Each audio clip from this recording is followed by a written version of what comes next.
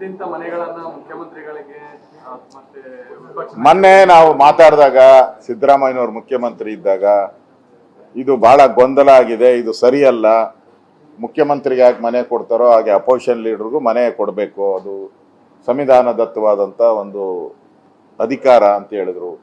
ಮತ್ತೆ ಅದನ್ನು ಕ್ಯಾಬಿನೆಟಲ್ಲಿ ಇಟ್ಟು ಡೆಸಿಗ್ನೇಟ್ ಮಾಡ್ತೀರಿ ಇನ್ಮೇಲೆ ಮುಖ್ಯಮಂತ್ರಿ ಮತ್ತು ಸ್ಪೀಕರು ಅಪೋಸಿಷನ್ ಲೀಡ್ರು ಇದನ್ನು ಮೂರನ್ನು ಡೆಸಿಗ್ನೇಟ್ ಮಾಡ್ತೀರಿ ಇನ್ಮೇಲೆ ನಾವು ಅಂತ ಹೇಳಿದ್ರು. ಹೇಳ್ದಂಥ ಮುಖ್ಯಮಂತ್ರಿನೇ ಖಾಲಿ ಮಾಡ್ಕೊಂಡು ಹೊರಟೋದ್ರು.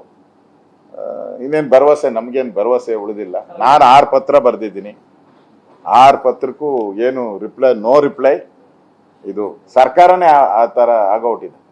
ಅದಕ್ಕೆ ಹೇಳಿದ್ದೀನಿ, ಅವ್ರಿಗೆ ಆಗಿಲ್ಲ ಅಂತ ಹೇಳಿದ್ರೆ ಅಷ್ಟು ಕಷ್ಟ. ನಾನು ಮನೆ ಬಾಡಿಗೆನೂ ತಾಂತ ಇಲ್ಲ, ಕಳೆದ 2 ತಿಂಗಳಿಂದ ನಾನು ಮನೆ ಬಾಡಿಗೆನೂ ತಗೊಳಲ್ಲ, ಮುಂದಕ್ಕೂ ತಗೊಳಲ್ಲ. ಮನೆ ಬಾಡಿಗೆನ ನನಗೆ ಕೊಟ್ಟಿಲ್ಲ, ಅದಕ್ಕೆ ಪ್ರತಿರೋಧ ಮಾಡಿ ನಾನು ಮನೆ ಬಾಡಿಗೆನೂ ತಗೊಳಲ್ಲ. ಅದನ್ನು ನೀವು ಸರ್ಕಾರ ಯಾವ್ದಾನ ಸಂಬಳಕ್ಕೆ ಏನಾನ ಶಾರ್ಟೇಜ್ ಇದ್ರೆ ಅದನ್ನ ಸಂಬಳಕ್ಕೆ ಹಾಕೊಳ್ಳಿ. ಸರ್ಕಾರ ಅದಕ್ಕೆ ಸಂಬಳಕ್ಕೆ ಎಲ್ಲಾನ ಶಾರ್ಟೇಜ್ ಆದ್ರೆ ನನ್ನ ಮನೆ ಕೊಡೋ ಬಾಡಿಗೆನೂ ಕೂಡ ತಗೊಂಡ್ಲಿ, ಸಂಬಳಕ್ಕೆ ಅಡ್ಜಸ್ಟ್ ಮಾಡ್ಕೊಂಡ್ಲಿ. ಎಲ್ಲೆಲ್ಲಿ ಶಾರ್ಟೇಜ್ ಇದೆ ಸಂಬಳಕ್ಕೆ ನಾನು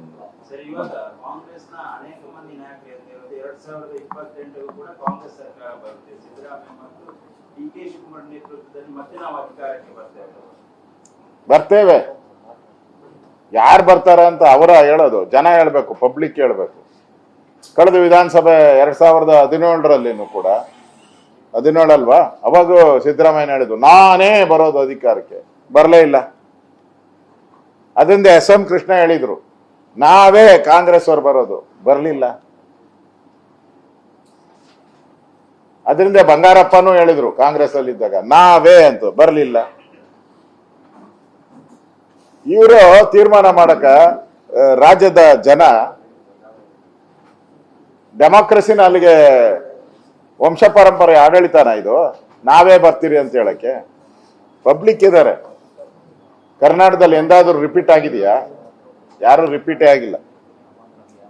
ಅದರಿಂದ ಕರ್ನಾಟಕ ಜನ ಈ ಸರ್ಕಾರ ಸತ್ತೋಗಿದೆ ಸರ್ಕಾರ. ನಾನು ಹೇಳಿದ್ನಲ್ಲ, ಸಾಲ ಸಾಲ ಸಾಲ ಸಾಲ ಮಾಡಿ ಜನಗಳ ಜೀವ ಹಿಂಡೋ ಸರ್ಕಾರ ಇದು ಮತ್ತೆ ಬರಕ್ ಸಾಧ್ಯನೇ ಇಲ್ಲ.